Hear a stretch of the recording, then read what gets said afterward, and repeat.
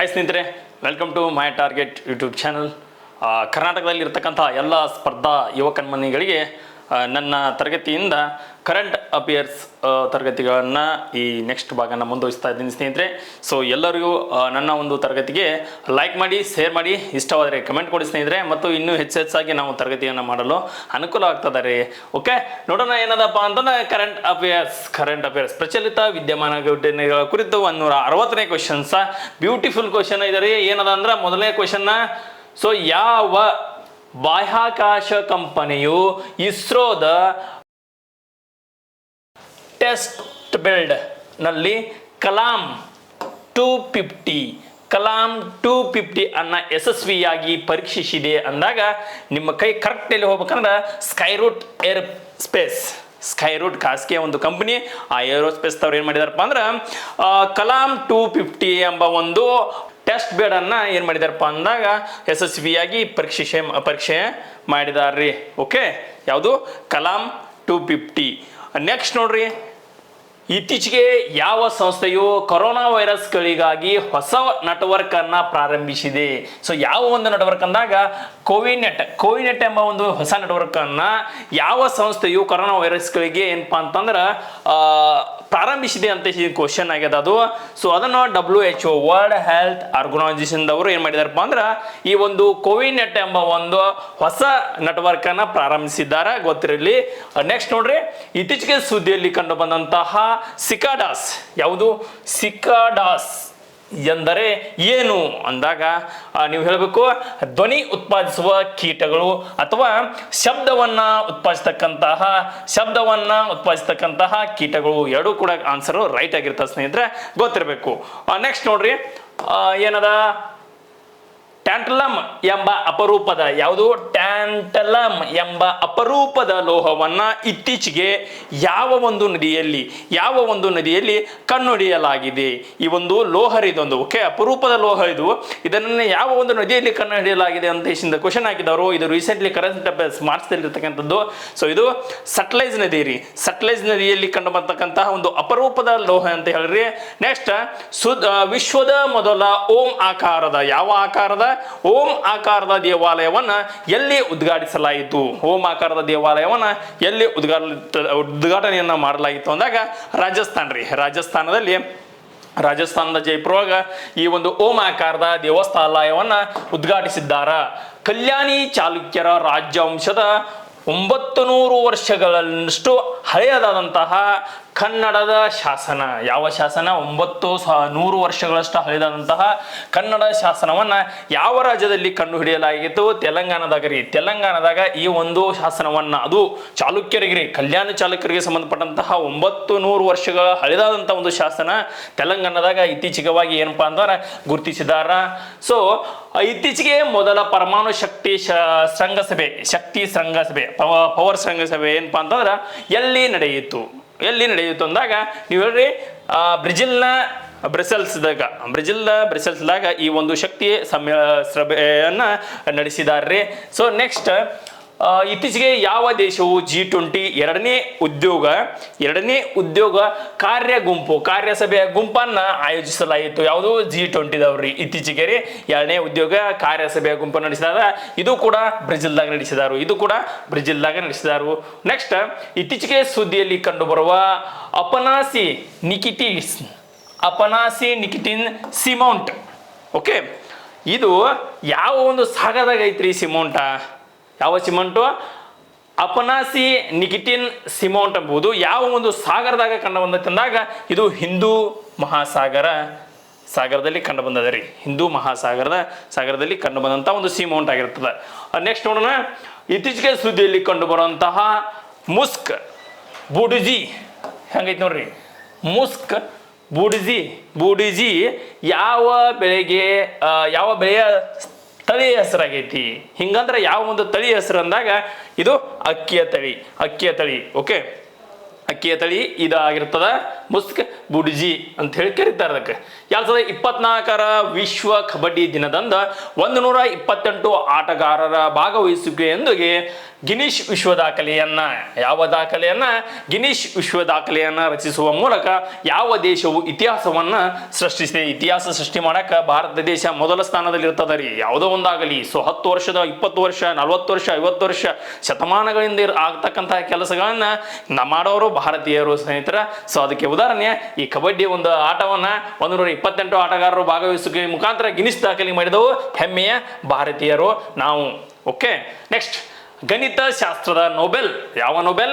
ಗಣಿತ ಶಾಸ್ತ್ರದ ನೊಬೆಲ್ ಎಂಬ ಪ್ರಶಸ್ತಿ ಎಂದು ಕರೆಯಲ್ಪಡ್ತಕ್ಕಂಥ ಈ ಒಂದು ಪ್ರಶಸ್ತಿಯನ್ನ, ಈ ಅಬೆಲ್ ಪ್ರಶಸ್ತಿಯನ್ನು ಏನಂತ ಕರಿತೀವಿ? ಗಣಿತ ಶಾಸ್ತ್ರದ ನೊಬೆಲ್ ಅಂತ ಕರಿತೀವಿ. ಇದನ್ನ 2024 ಯಾರು ಗೆದ್ದಿದ್ದಾರೆ ಅಂದ್ರೆ ಯಾರಿಗೆ ಕೊಡಲಾಗಿದೆ? 2024 ಯಾರಿಗೆ ಕೊಡಲಾಗಿದೆ ಅಂತ ಕ್ವಶನ್ ಅದ. ಸೊ ಆನ್ಸರ್ ನೋಡ್ರಿ. ಸೊ ಆನ್ಸರು ಮೈಕಲ್ ತಲಗ್ರಾಂಡ್ ಅವರಿಗೆ ಈ ಒಂದು ಪ್ರಶಸ್ತಿ ದೊರಕಿದ. ಇತ್ತೀಚೆಗೆ ಮಯನ್ಮಾರ್ಗೆ ಭಾರತದ ಹೊಸ ರಾಯಭಾರನಾಗಿ ಯಾರು ನೇಮಕಗೊಂಡಿದ್ದಾರ? ಮಯನ್ಮಾರ್ ಆಗಲಿ, ಭೂತಾನ್ ಆಗಲಿ, ನೆಕ್ಸ್ಟ್ ನಮ್ಮ ಅಕ್ಕಪಕ್ಕ ಇರತಕ್ಕಂಥ ನೆರೆ ರಾಷ್ಟ್ರಗಳಿಗೆ ಏನ್ ನೇಮಕ ಆಗಿರ್ತಾರಲ್ಲ ಹೊಸ ರಾಯಭಾರಿಗಳನ್ನ ಒಂದ್ಸಲ ನೋಡ್ಕೊಂಡ್ರೆ ಬಹಳ ಇಂಪಾರ್ಟೆಂಟ್ ಆಗಿರ್ತದ. ಇಲ್ಲಿ ಅಜಯ್ ಠಾಕೂರ್ ಅಲ್ರಿ, ಕಬಡ್ಡಿ ಆಡ್ತಾರಲ್ರಿ ಅವರಲ್ಲ, ಇವರು ಅಭಯ್ ಠಾಕೂರ್ ಆಗಿರ್ತಾರ. ಸೊ ನೆಕ್ಸ್ಟ್ ನೋಡ್ರಿ, ಭಾರತದ ಉದ್ಯೋಗ ವರದಿ 2024 ಇತ್ತೀಚೆಗೆ ಸುದ್ದಿಯಲ್ಲಿ ಕಂಡು ಬಂದಿದೆ. ಯಾವ ಸಂಸ್ಥೆಯು ಈ ಒಂದು ವರದಿಯನ್ನ ಬಿಡುಗಡೆ ಮಾಡ್ತದ? ಯಾವ ಒಂದು ಸಂಸ್ಥೆ ಉದ್ಯೋಗ ವರದಿಯನ್ನ 2024 ಬಿಡುಗಡೆ ಮಾಡಿದ್ದಿ? ಸೊ ಈ ಒಂದು ಯಾವ ಸಂಸ್ಥೆ ಈ ಒಂದು ವರದಿಯನ್ನ ಬಿಡುಗಡೆ ಮಾಡಿದ್ದೆ ಅಂತ ಕ್ವಶನ್ ಹಾಕಿದೀವಿ. ಇಂಟರ್ನ್ಯಾಷನಲ್ ಲೇಬರ್ ಆರ್ಗನೈಸೇಷನ್ ಮತ್ತು ಇನ್ಸ್ಟಿಟ್ಯೂಟ್ ಆಫ್ ಹ್ಯೂಮನ್ ಡೆವಲಪ್ಮೆಂಟ್. ನೋಡ್ರಿ, ಹ್ಯೂಮನ್ ಡೆವಲಪ್ಮೆಂಟ್ ಐತಲ್ಲ, ಈ ಒಂದು ಸಂಸ್ಥೆದವರು ಈ ಒಂದು ಬಿಡುಗಡೆ ಮಾಡ್ತಾರೆ, ಈ ವರದಿಯನ್ನ ಬಿಡುಗಡೆ ಮಾಡ್ತಾರೋ ಗೊತ್ತಿರಬೇಕು. ಓಕೆ, ನೆಕ್ಸ್ಟ್ 148ನೇ ಇಂಟರ್ ಪಾರ್ಲಿಮೆಂಟರಿ ಯೂನಿಯನ್ ಸಭೆಯನ್ನ ಎಲ್ಲಿ ನಡೆಸಲಾಯಿತು? 148ನೇದ್ರಿ ಎಲ್ಲಿ ನಡೆಸಲಾಯಿತು ಅಂದಾಗ ಸ್ವಿಟ್ಜರ್ಲ್ಯಾಂಡ್ನ ಜಿನಿವಾದಾಗ ಇದೊಂದು ಸಭೆಯನ್ನ ನಡೆಸಿದಾರು. ಸೊ ಇವು ಅಂತಾರಾಷ್ಟ್ರೀಯ ಸುದ್ದಿಗಳಿಗೆ ಸಂಬಂಧಪಟ್ಟಂತಹ ವಿಷಯಗಳಾಗಿರ್ತಾವ. ಓಕೆ, ಇತ್ತೀಚೆಗೆ ಸುದ್ದಿಯಲ್ಲಿ ಕಂಡು ಬರುವಂತಹ ಸ್ಮಾರ್ಟ್ ಮೀಟರ್ ರಾಷ್ಟ್ರೀಯ ಕಾರ್ಯಕ್ರಮ ಪ್ರಾಥಮಿಕ ಉದ್ದೇಶವೇನು? ಹಿಂಗೊಂದ ಒಂದು ಸ್ಮಾರ್ಟ್ ಮೀಟರ್ ರಾಷ್ಟ್ರೀಯ ಕಾರ್ಯಕ್ರಮ ಅಂತ ಐತ್ರಿ. ಓಕೆ, ಸ್ಮಾರ್ಟ್ ಮೀಟರ್ ರಾಷ್ಟ್ರೀಯ ಕಾರ್ಯಕ್ರಮ ಅದ. ಇದರ ಒಂದು ಪ್ರಾಥಮಿಕ ಉದ್ದೇಶವೇನಾಗಿದೆ ಅಂದಾಗ ಭಾರತದ 25 ಕೋಟಿ ಸಾಂಪ್ರದಾಯಿಕ ಮೀಟರ್ಗಳನ್ನ ಸ್ಮಾರ್ಟ್ ಮೀಟರ್ಗಳೊಂದಿಗೆ ಬದಲಾಯಿಸುವುದು. ಈ ಸಾಂಪ್ರದಾಯಿಕ ಇರ್ತಕ್ಕಂಥದ್ದನ್ನ ಸ್ಮಾರ್ಟ್ ಮೀಟರ್ಗಳಾಗಿ ಬದಲಾವಣೆ ಮಾಡುವುದು. ಎಷ್ಟು? 25 ಸಾಂಪ್ರದಾಯಿಕ ಮೀಟರ್ಗಳನ್ನ.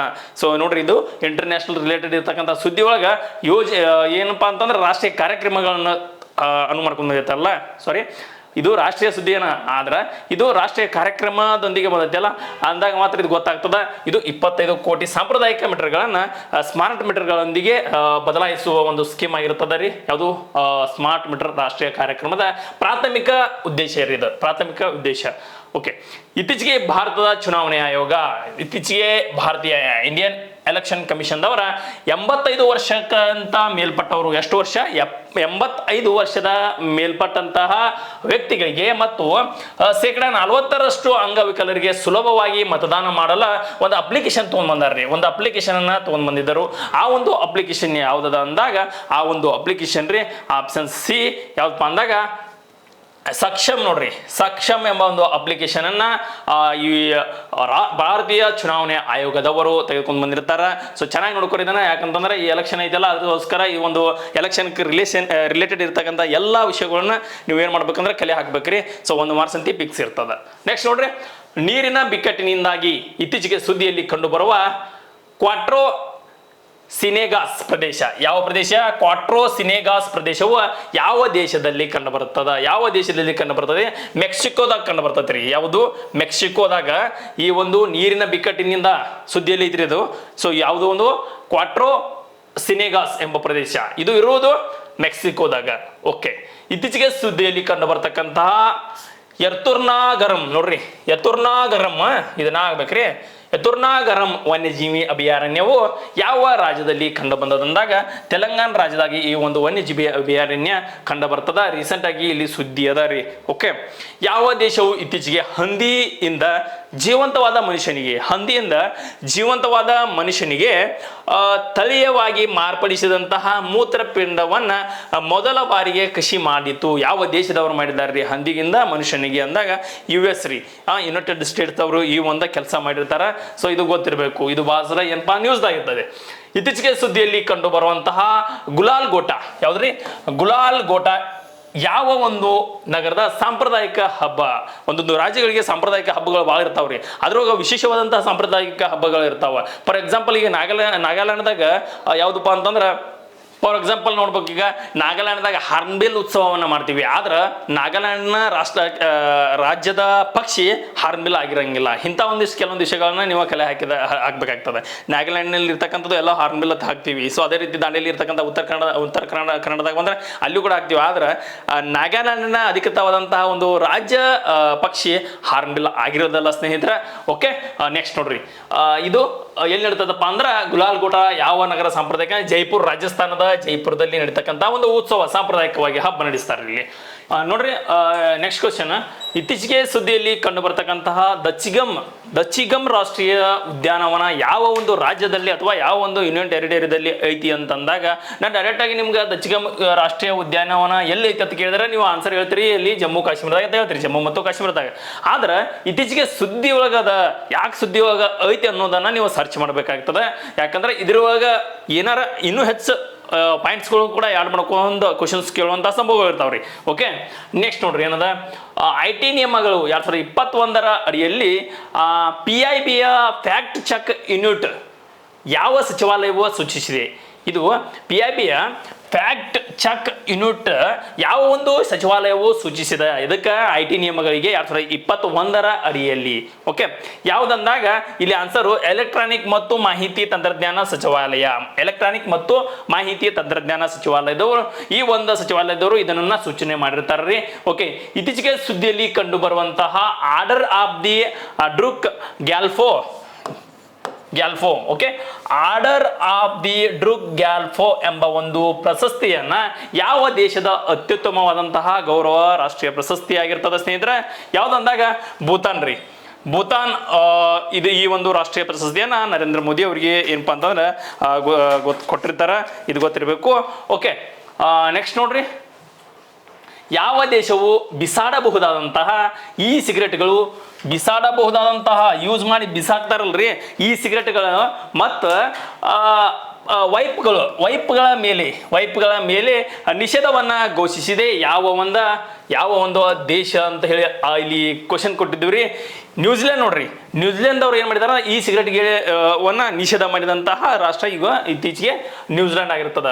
ಓಕೆ, ಹೈಟಿಯಿಂದ ಭಾರತೀಯ ಪ್ರಜೆಗಳನ್ನು ಸ್ಥಳಾಂತರಿಸಿದಲು ಭಾರತವು ಮಾಡಿದಂತಹ ಒಂದು ಕಾರ್ಯಾಚರಣೆ ಆಪರೇಷನ್ ಯಾವಪ್ಪ ಅಂತಂದಾಗ ಇಲ್ಲಿ ನೋಡ್ಬೇಕು, ಆಪರೇಷನ್ ಇಂದ್ರಾವತಿ ಯಾವುದಕ್ಕೆ ಸಂಬಂಧಪಡ್ತದ ಅಂದಾಗ ನೀವು ಹೇಳಬೇಕು, ಇಲ್ಲಿ ಹೈಟಿಯಿಂದ ಭಾರತೀಯ ಪ್ರಜೆಗಳನ್ನ ಸುರಕ್ಷಿತವಾಗಿ ನಮ್ಮ ಭಾರತ ದೇಶಕ್ಕೆ ಏನ್ ಮಾಡಿದ್ವಿ ಅಂದ್ರೆ ಕರ್ಕೊಂಡ್ ಬಂದಿವಿ. ಈ ಒಂದು ಕಾರ್ಯಾಚರಣೆಗೆ ಏನಂತ ಕರಿತೀವಿ ಅಂದ್ರೆ ಆಪರೇಷನ್ ಇಂದ್ರಾವತಿ ಅಂತ ಕರೀತಾರ್ರಿ. ಓಕೆ, ಇದಾಗಿರ್ತದ ಸ್ನೇಹಿತರೆ ಈ ದಿನದ ಒಂದು ಕರೆಂಟ್ ಅಫೇರ್ಸ್ GK ಟುಡೇ ತರಗತಿ ಇರ್ತದ. ಸೊ ಇನ್ನೂ ಇದೇ ರೀತಿ ಹೆಚ್ಚು ತರಗತಿಗಳು ಬೇಕಾದಲ್ಲಿ ನಮ್ಮ ಮೈ ಟಾರ್ಗೆಟ್ ಯೂಟ್ಯೂಬ್ ಚಾನಲ್ನ ವೀಕ್ಷಿಸಿ ಸ್ನೇಹಿತರೆ. ಸೊ ಇದೇ ರೀತಿ ಸಪೋರ್ಟ್ ಮಾಡ್ತಾ ಇರಿ, ಇದೇ ರೀತಿ ಲೈಕ್ ಕೊಡ್ತಾ ಇರಿ, ಶೇರ್ ಮಾಡ್ತಾ ಇರಿ, ಕಮೆಂಟ್ ಮಾಡ್ತಾ ಇರಿ ಅಂತ ಹೇಳ್ತಾ ಈ ಒಂದು ತರಗತಿಯನ್ನು ಮುಗಿಸ್ತಾ ಇದ್ದೀನಿ. ಜೈ ಹಿಂದ್, ಜೈ ಕರ್ನಾಟಕ ಮಾತೆ. Thank you.